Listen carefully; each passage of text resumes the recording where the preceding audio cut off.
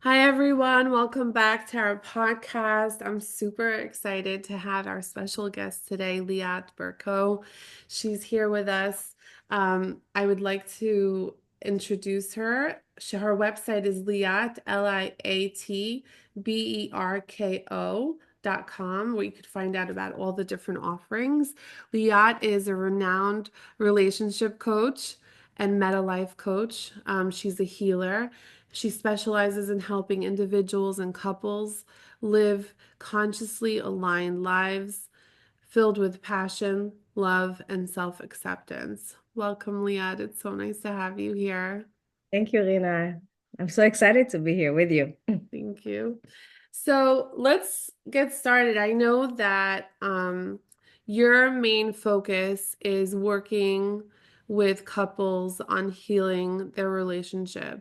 So what does that look like? If a couple is struggling and coming to you, what sort of work do you do with them?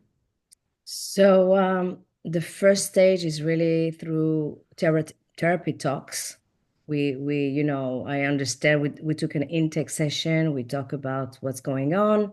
I also really can quickly feel what's going on. And then we don't waste too much time about talking. And then we go into more experiencing positive communication, loving communication. I'm translating because I understand both the men and the woman, so I'm translating them to each other, and then they can see each other in their own in a different light. And then we go into exercises, eye gazing, um, facing each other, uh, touching each other. I give them exercise at home to do. A lot of embodiment, somatic practices and like exploring life together because most of the couples today it's terrible but they're really live they live separately. I was just about to ask you, Mm. what have you seen from your experience is something that's really common that a lot of people come to you for? So most of the time it's like the man is overwhelmed and stressed by work so he doesn't have a time to breathe, and the woman is overwhelmed with the kids and the house and everything else and work as well. So they don't have time. They don't have time to be present with each other. And that's the number one, just to be, just to yeah, share, yeah, right? Mm-hmm. So just to be there and look at each other, it's becoming impossible. First of all, because you have the phones that are number one, misuch, masach.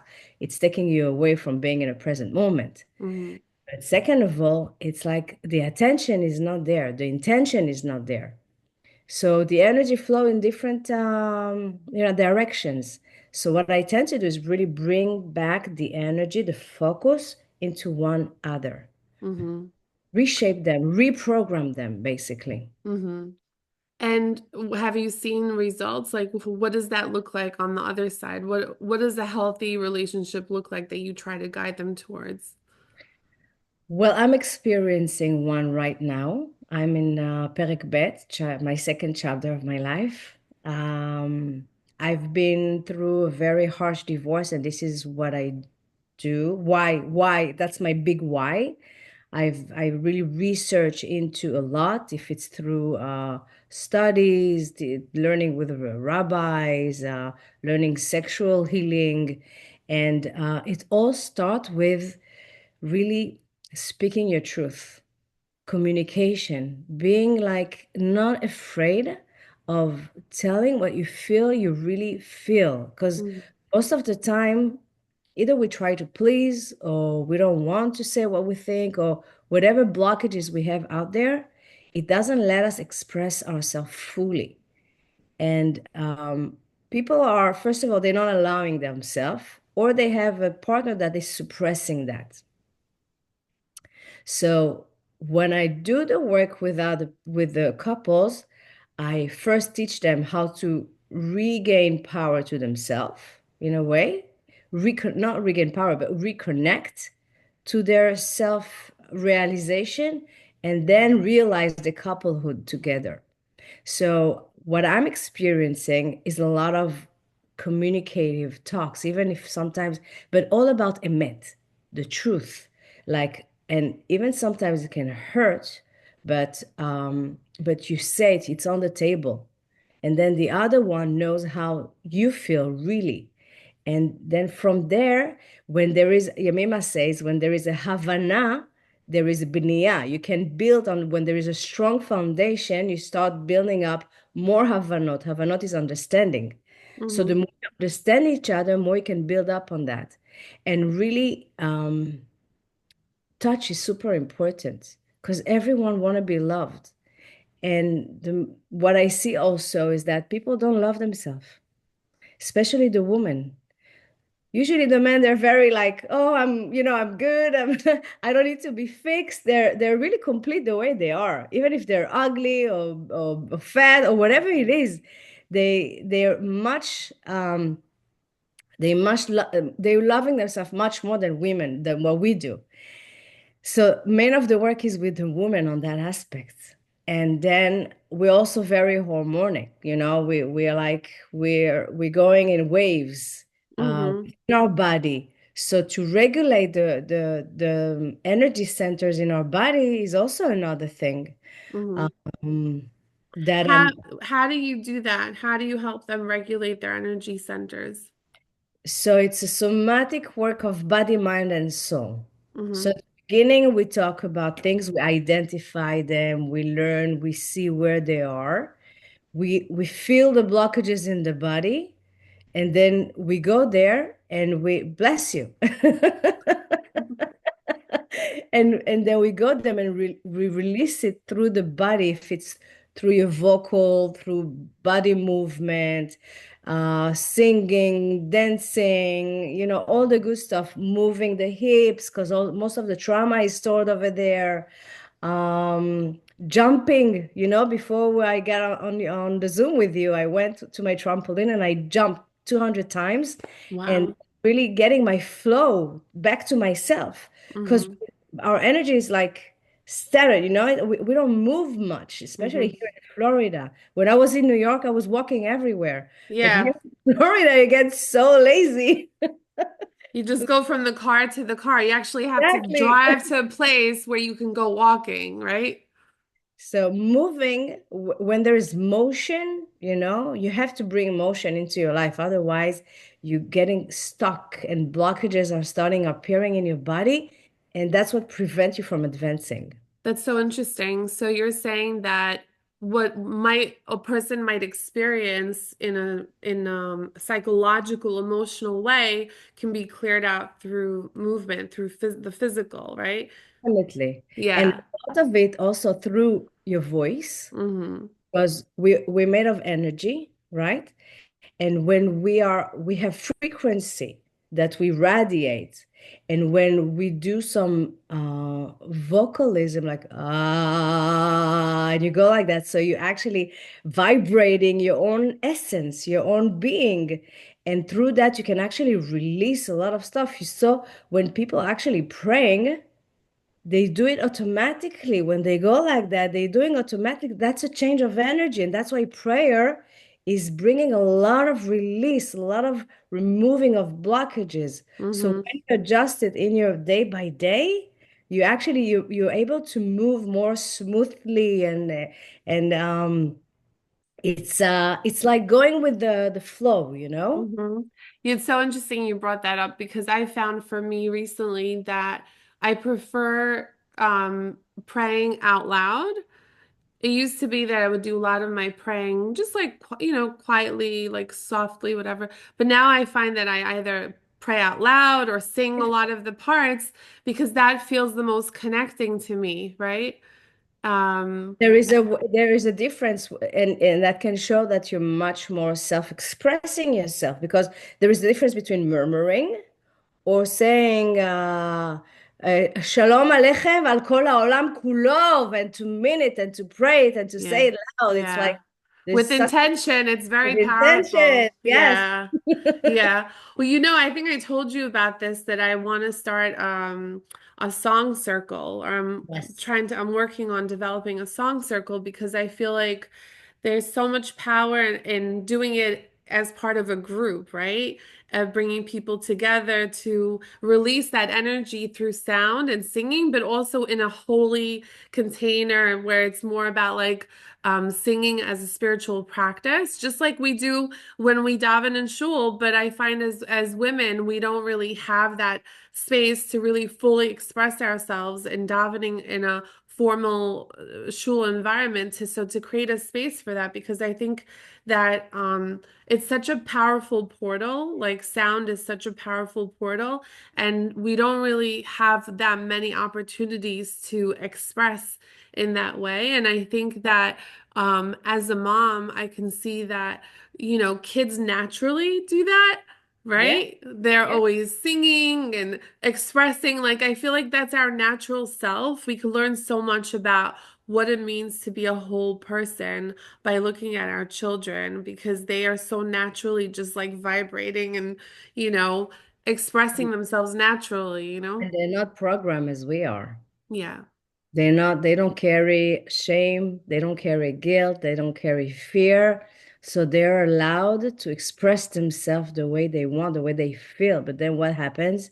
We as parents come and we start telling them, Shh, no, don't do that, or Mm, forbidden, or that. So that's how we shut down the expression of who we are, and that's how we create a society that is actually deprived of being who we are, of mm-hmm. being who they are, you know? Yeah, totally. I mean, that's why I homeschool one of my children is because I felt like my son was in an environment that was not recognizing how incredible he is. I mean, didn't recognize how incredible he is, and I felt like it was squashing his energy rather than releasing it and nurturing it and really allowing him to blossom. It was like everyone needs to be exactly the same. It was just like, and it's such a gift that we live in a generation where homeschooling is so accessible and doable that you can see the shift that children need to be outside, children need to be musical, they need to be artistic, they need to be active. Like Okay. they don't need to sit at a desk for 10 hours, or Yes, 8 hours, I'm right? with you on that. Yes, I'm with you on that, and I'm with you on the women's circle. Sign me up. I'm with you on that. Awesome. We're vibrating the same Same direction. for so I think did you tell me once that you were a singer or a vocalist Yes, in the past? I was. I grew up as one. That was my dream, actually. And I have a romance with being on stage and behind the stage, and on stage and behind the stage. So most of my life, I've been on stage until when I came to, I was in a choral and in, groups in Israel. I was performing in Yom Ha'atzmaut on a huge stage. And then I had a band and we were going from town to town to perform. And we got very lucky because our drummer was one-handed. And he was like playing the drums with one hand, like Deep Flapper. Wow.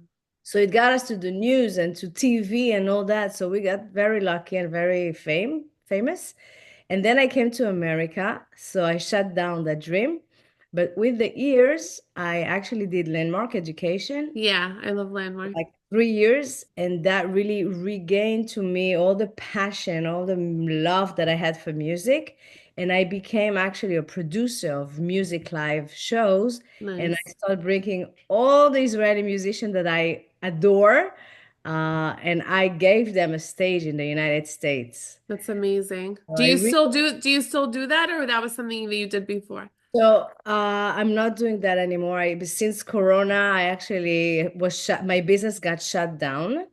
I had the privilege to host a very big show of Shlomo Artzi. Do you know who is? Yeah, of course. Madison Square Garden for 5,000 people. Wow, that's That was amazing. my biggest ever event.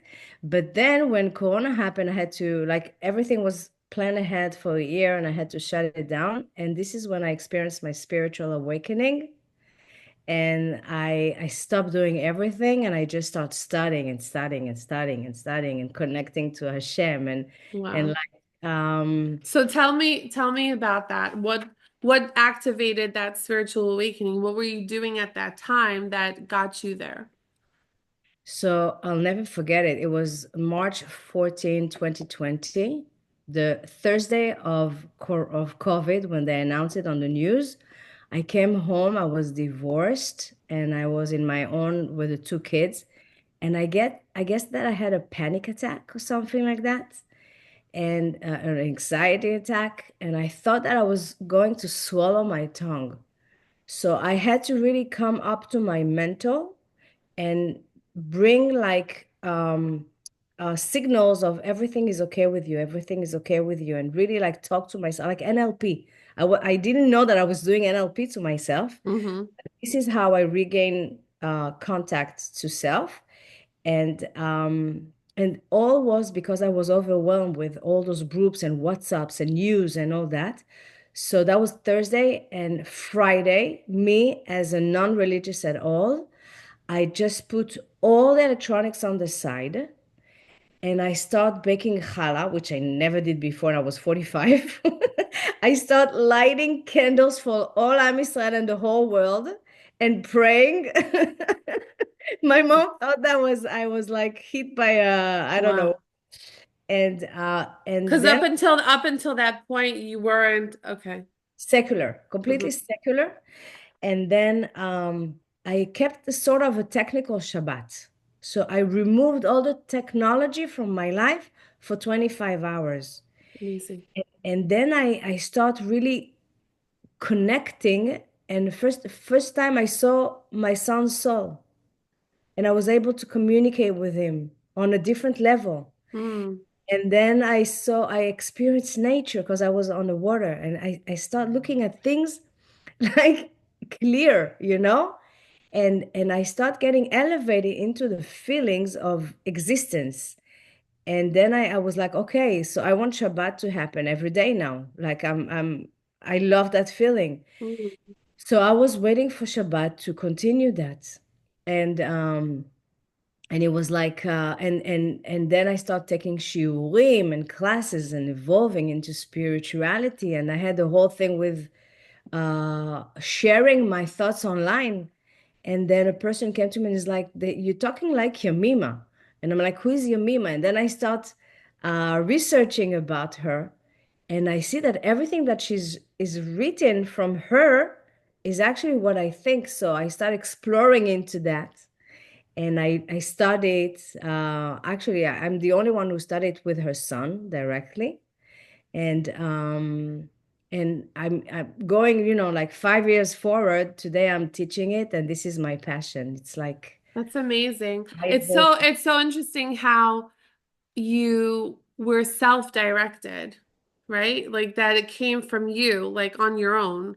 yeah, but we're never self-directed. It's coming from above, from my higher self. It's I Mm-hmm. think that I think that it's like God was talking through me, and I Mm-hmm. felt his presence because what you need is just to connect to yourself. Once you're connecting to yourself, he's going to show up. He's going to show up, he's going to show you the way, and he's going to lead you to wherever you have to go. Mm-hmm. And the bitachon, that emunah that is still growing on me every day is something that I have the zchut to experience because I feel like I really awakened from a bad dream. Mm. Mash. What a gift that you had that. Can you tell the people listening who Yemima was and what her teachings are about to read? This is really an opportunity to introduce a lot of people to Yemima who would have never heard of her. Yes, so Yamima was Mekubelet al Mekubalim. She was the only woman that really big rabbis were recognizing. She was a healer. She was from Morocco. And she really had a wisdom of Torah Sheba'al Peh that was coming from above. And she was a psychologist and a teacher and a spiritual teacher, and she had students coming to listen to her in shiurim in her classes, and they felt that they were really healing and getting the shlom bayit and strengthening their relationship with themselves, with their partners. And she became like not a guru, but a lot of people started following her, and her words became text that her students wrote, and that became a method. So today it's very known in Israel, שיטת ימימה חשיבה הכרתית, which is the consciousness thinking. Mhm. And all her texts are in Hebrew, and it touched my soul so deeply that I decided to bring it to the United States. And when I'm reading her text in Hebrew, I translating them in English as much as I can in the moment of truth to really leshamer, to keep the original form of text with the Hebrew, because the Hebrew, the power of our letters is so powerful, and Mhm. it's all related that and it's very challenging to actually translate it, but I'm doing the best I can so people can gain as much as they can from it. And I sometimes when I was learning it, studying it, it was really a study that was touching my soul, and I would start crying. And crying is healing. So it was touching my heart, it was touching my soul, and I really felt that I was like shaping up to be something much more clear, um, um, clean, you know, Mhm. um, and elevated. What would you say are some of the core concepts or teachings of Yemima that you really resonate with? Like, if people wanted to learn more about her and her approach, what is unique? What do you think her contribution is that stands out from some other people of like how she helped people raise their consciousness? At the end of the day, everything is the same. Mm. It's just told differently. Hmm.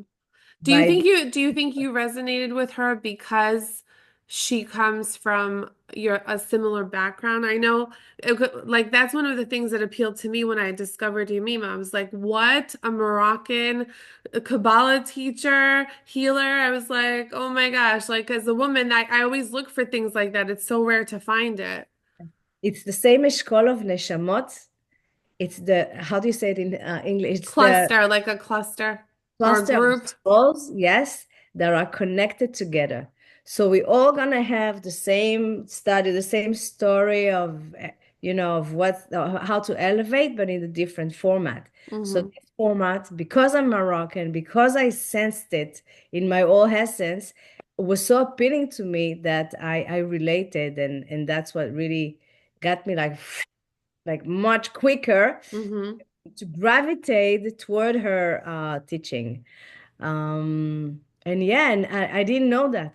Only after that I realized she was Moroccan. When I explored and I was like, who's this Yemima? I have to really research into her. What's And her last name if I wanted to look up her bio? Yemima Vital. Everybody confused Avital. her with Yemima Mizrahi, which is the Rabbanit that is Yeah. live and kicking, but Yeah. it's not Yemima Mizrahi, it's Yemima Avital. Mm-hmm.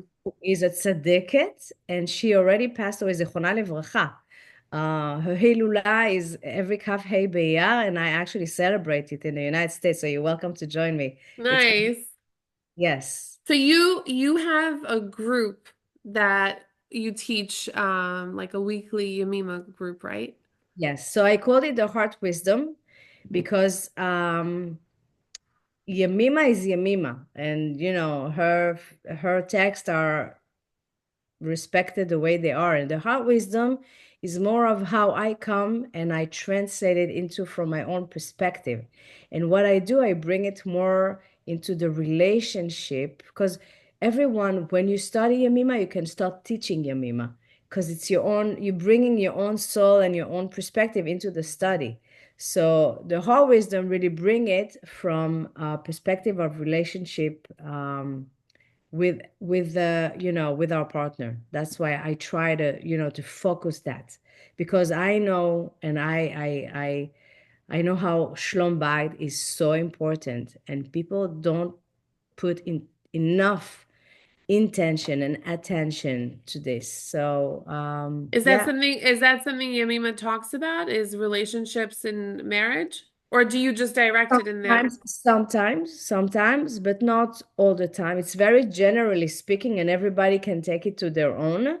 So I take it to the marriage phase. Yeah. Because I know that Yemima has very specific words or pidgamim, not pidgamim, like terms. There's certain words that she uses. yeah, so to answer your question from Yeah. before, she has a terminology. She has a whole dictionary Oh with yeah. words. Yeah, so there's plenty of them. But the first one I will say is diuk. Diuk is precise, how to be really precise on being in alignment with, between your heart, your mind, and all your energy centers. When you're in alignment, then you can direct yourself into emet, into truth. When you're off alignment and you're not in diuk, then problems start happening. How do you know when you're aligned? What would be an indication of alignment? Like, what would that look like? First of all, you feel it in your body, either ache or, a muscle is tense, or you'll have a physical problem that you have to go to the doctor.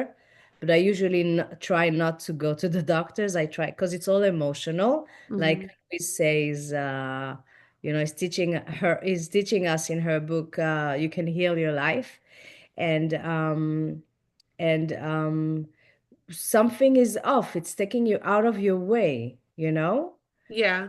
So are And you you saying that when people experience physical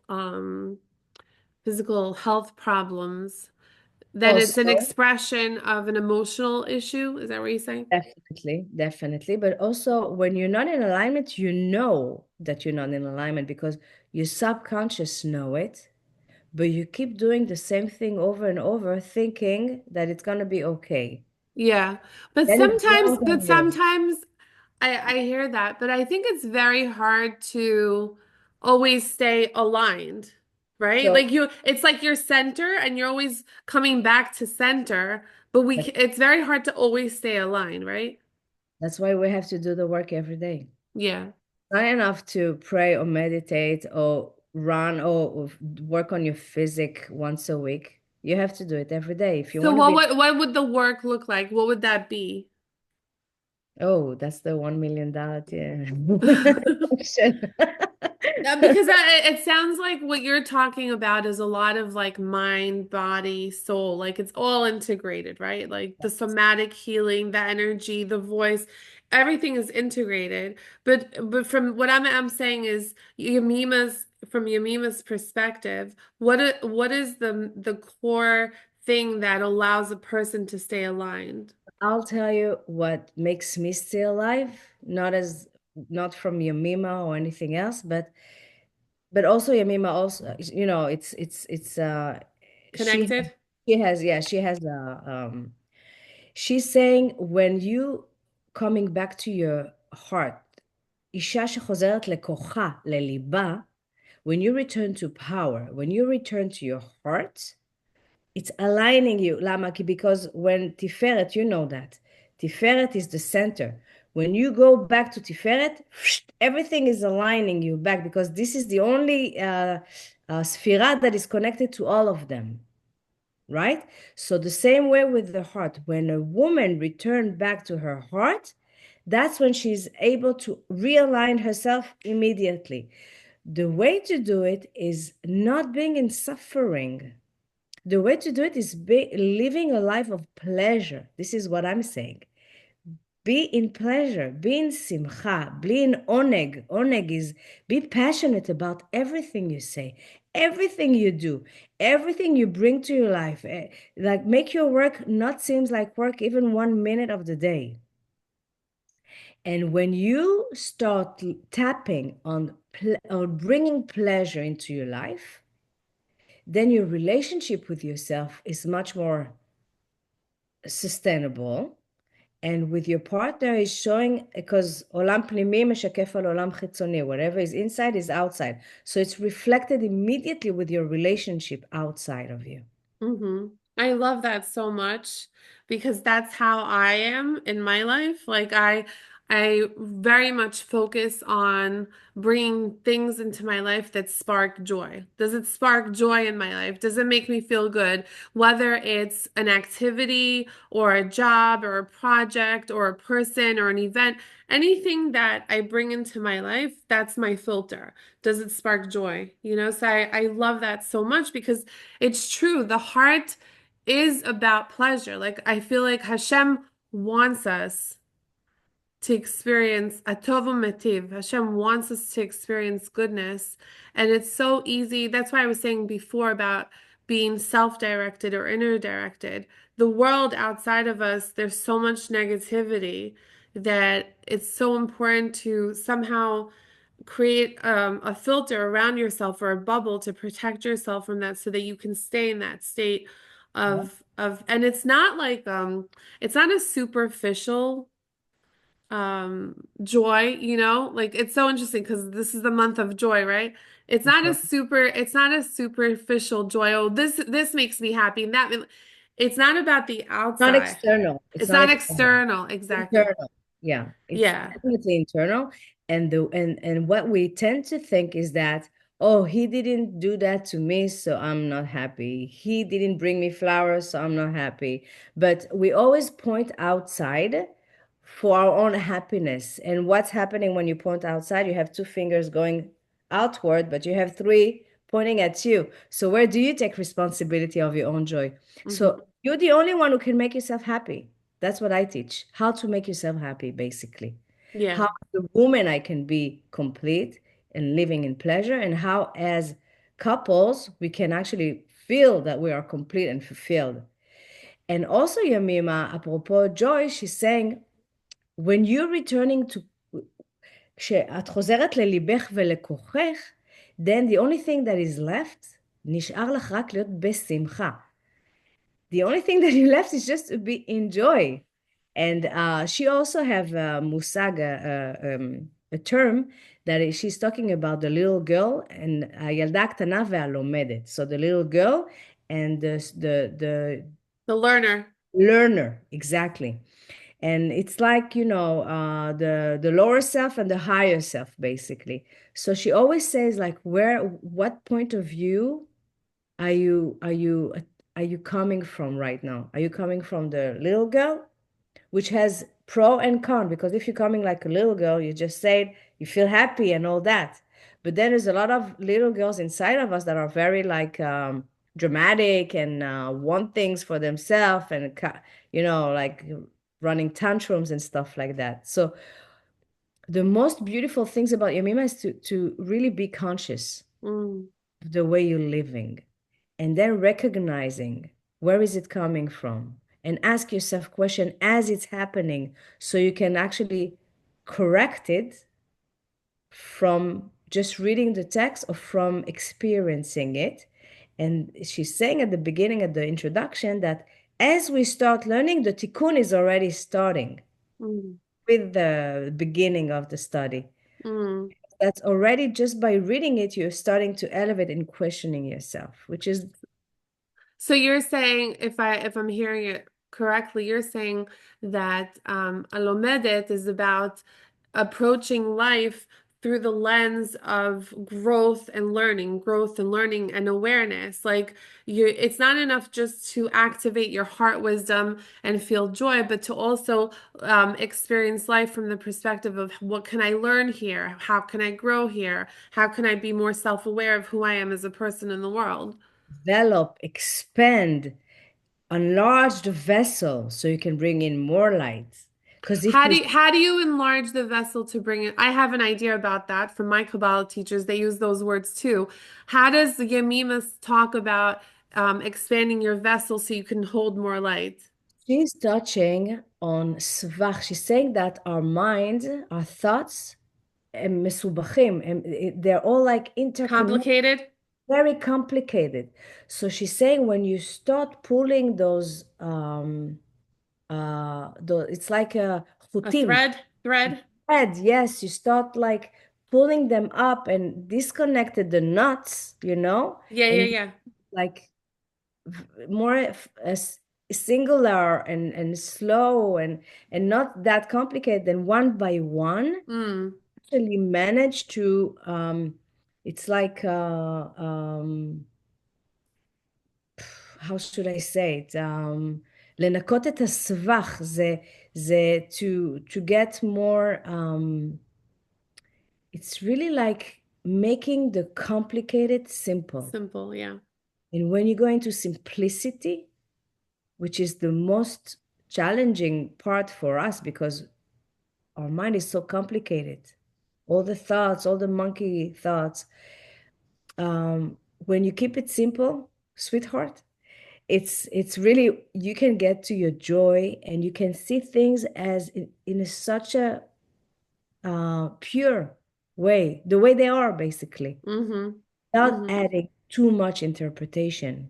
What does she say as far as living life? Because she was a very religious woman, right? Like you see a picture of her. Became, She yes. she had a hat, she had a scarf, she was wearing clothes up to here, up to here. She was super religious. She was tzaddiket, not only religious, she was a tzaddiket, and she was getting to a point at toward the end of her days that she was not even being able to teach and see people. She was teaching from above. She had a second floor in her house, and she was sitting upstairs and she was just saying the words, and everyone was sitting downstairs because she couldn't be so close. I guess she was seeing too much. Yeah, maybe she was picking up people's, Yes, yeah. So what did she say as far as living a Torah life and observing the mitzvot? Did she talk about that? she said that the Yemima is not about religion. She always said it was not about religion, but she always gave a lot, not some, but a lot of terminology that has to do so much with the Torah and so much with the religion that the more I start inquiring about it and studying about it, I get more close and close into Mm, my own religion. that's beautiful. Does Yes. she talk about Mashiach? Um, I think she does in a few texts. Yes, because Mashiach is the same letters of Simcha, right? Mm-hmm. And, and she talks about bringing the light, the light, the light. So I think she has a chapter about that. Is meditation part of the practice that she recommends? I don't think she did ever meditation. She was like, I have CDs of her with her own voice. Oh, I'd love to hear that. So she's like a little French girl guggling all the time. Yeah. She It's so laughs a funny. lot. It's all, yeah, she's always giggling. And that it's funny because when I spoke to her son, he that was in Corona and he never answered the phone. Okay. He never answered the phone. And I called up and I said, I must inquire more about this Yemima. And he answered and he's like, who's this? It was like very, and Tough. I'm, yeah. And I came, I was goggling and all that. And I was like, listen, I heard that, blah, blah, blah. People tell me that I speak like her. So I wanted to know she's like, she's my mother. And you do sound like her. Why are you giggling about all the time? That's so cute. That's So so cute. You know, I've noticed that in general when I've been around like very pure spiritually connected people, they do have a lot of this natural joyfulness. You know, almost like children, like they're just living from that space of, it's just natural. It's just coming out of them, you know. I love that. I would love to hear her speak. I'd love to hear her speak. I want to talk about a couple more things before we go. I know that you have a special retreat coming up next week on Monday. Is it March 17th, the date? yes, it's a workshop, A summer workshop in Aventura. in Aventura, March Okay.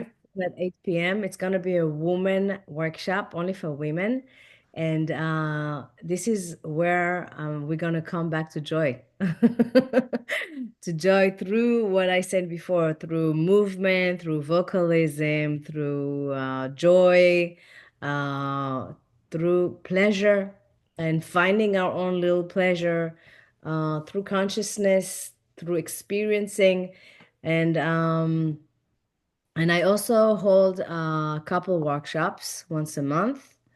And what else? The study once a week. You're welcome to come. The Yemima study, it sounds And amazing. partners. Let me ask you, the couples workshop, I think sounds really interesting. I think that um when I first got married, we used to go to a lot of couples workshops because we Yeah, were you told living me in today. yeah, we were living in LA, and LA is like, for some reason there's just so many couples workshops.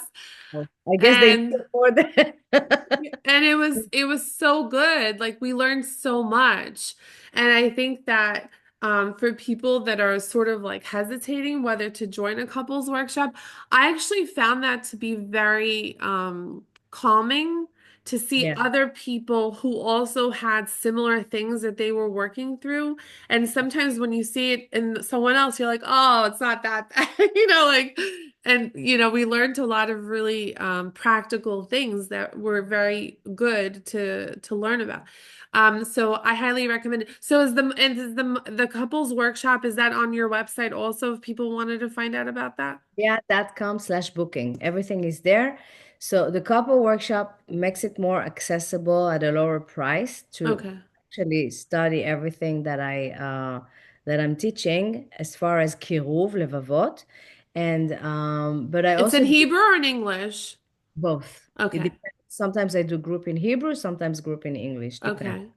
But it's amazing to see how the couples that comes together every time, they're like so connected in what they're going through, or like, because they speak their mind at some point, and they relate to each other in a way, even though each couple is doing their own work with themselves. But when someone is sharing something, the other one is like, oh wow, this is what we are experiencing. And so it's fun. It's amazing to see that every time there's a group by Eshgacha, they're already connected. And Amazing. yes, but I also I think that's such an important thing to invest in, is your relationship, because I believe that the foundation of all society is healthy families. And in order to have a healthy family, you need to have a healthy relationship, right? And then when the couple is healthy and happy and balanced and there's love and harmony, then the kids are happy, the family is calm. And I mean, parenting is a whole other thing, right? We could talk about I know. parenting, You know what but happened to me? I had a couple who actually reached out to me for their kids. They wanted to come to me with their own kids. They were asking if I do that. And I'm like, yes, I do, but I would like to see you first before. And when they came first, then they realized that their couplehood is actually a reflection of what's going on with their kids. So hmm before you bring your kids, start working on your relationship first. And then yes, by being who you are, you can exactly. actually affect your kids. So Yeah. Lucas doesn't have to come here. Oops.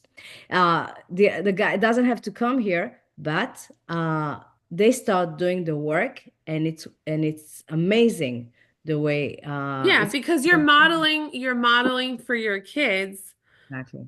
how to have, have a healthy relationship, which they go out into the world, and then that, that changes.